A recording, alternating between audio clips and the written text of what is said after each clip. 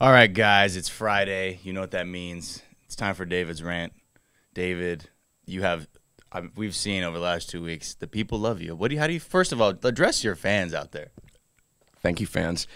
You just must like when people are pissed off about something, or maybe I'm just expressing an irritation that you have, or maybe you just think it's funny to see a middle-aged person, and I'll put myself in that category, on this particular vehicle, this YouTube, the YouTube, as The I refer to YouTubes. it in my house. Yeah, I mean, and I think that is an age thing. I've noticed that as I've gotten older, I do refer to any technology as having a the first. I refer to my daughter being on the Instagram. My son, well, he doesn't really do that, but I mean, if he were, I would call it the Twitter or the Facebook, and I do call it the YouTube. Oh, so and so is on the YouTube, and Hey, maybe that's the charm. The what's simplicity is the charm. exactly, and we're evolving constantly. So But slowly. today, first, I want to get started on something that you mentioned in one of your first rants is about cyclists. What you have a really particular beef with cyclists, I like do. really, like, Well, who doesn't? but really break it down. Like, why do we not like cyclists? First of all, I never dislike the person. Hate the crime, don't hate the player. Isn't that the expression? It's something like that. It's hate the game. Hate the game, don't hate the player, not their crime.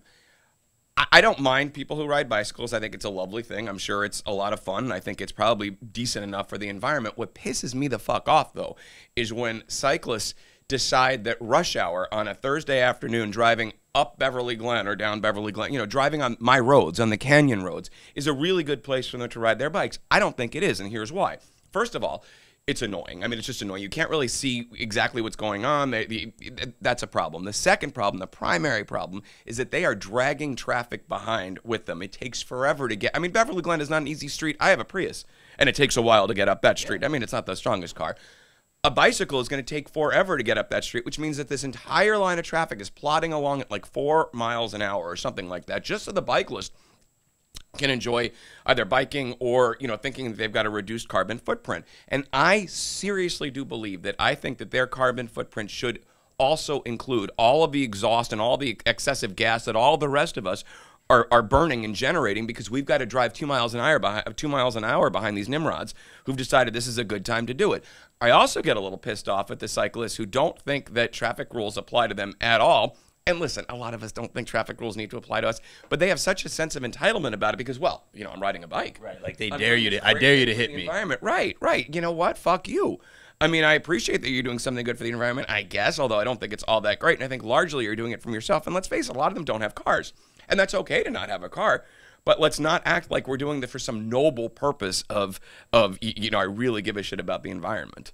And what do you think of, like, I think Lance Armstrong set off a wave of like older guys out there thinking they're athletes all of a sudden, and all they have to do is put on a bright yellow jumpsuit, hop on their fucking road bike, and now like they're living out a dream. Do you notice this? Do you know people like this who suffer from this affliction of fake ass bikerdom? Yes, and you can tell the ones that have fake ass bikerdom because they wear a really like pussy looking biking clothes. I mean, like a hardcore like regular athlete, I don't think is gonna be head to toe in spandex, and brand new spandex, by the way. I mean, you can tell like the coordinated out, everything that matches.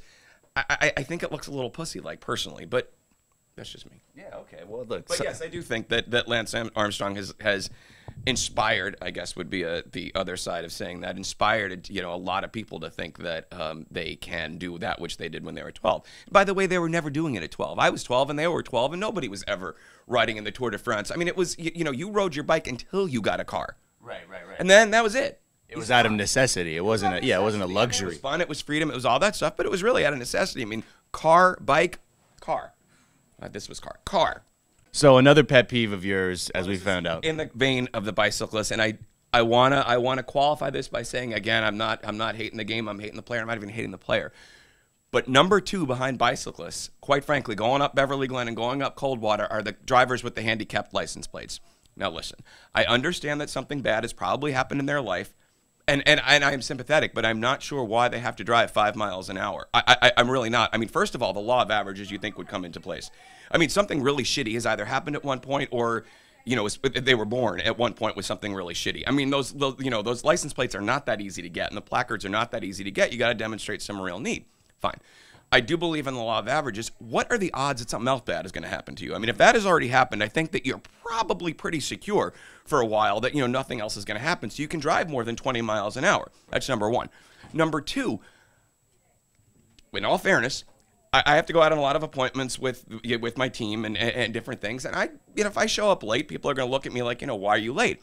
If I show up late in a wheelchair, what kind of asshole is going to say like, oh, why are you late? Well, shit. I mean, there's a number of reasons I could be late. So I would appreciate some respect on the other side. I never use the parking spaces that are handicapped spaces. Never. I mean, well, that's illegal too. But. It is illegal, but there's a lot of things that are illegal that many of us may do, and it's kind of barely illegal. I mean, no one's going to go to jail for it. No one's going to. I mean, it's a fine. It's a misdemeanor. It's marginally illegal. But I don't do it. I think as a matter of courtesy, and we all live in the same world, and we should respect this stuff.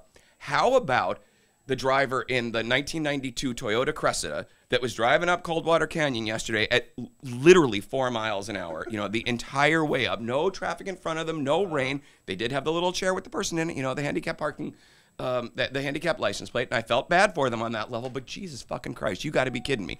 I was headed to an appointment, this person may have been too, and maybe some recognition on that there are a lot of things that you're not going to get called upon if, you're showing up in a wheelchair or with, whatever. I mean, something that indicates that no asshole is going to say to them, like, you're 20 minutes late, but they are going to say it to me. Right. Why are you 20 minutes late? And then what am I supposed to be, the douchebag that says, well, there's a Cressida with a handicap sticker in front of me. There's nothing I could do. I mean, a 5-minute drive ended up taking 45 minutes because they're driving very slowly. And more than that, I don't understand why. I mean, what is it about getting that license plate that makes you drive 30 miles an hour slower than you would under normal circumstances? I don't know. So how do we remedy this? What are you saying out there? If you're in a wheelchair or you have a handicapped space, drive a little faster. It's going to be fine. You have had something really bad happen to you already. It's not going to get worse in all likelihood. Right. I'm the one who's more at risk because I've had a pretty charmed life.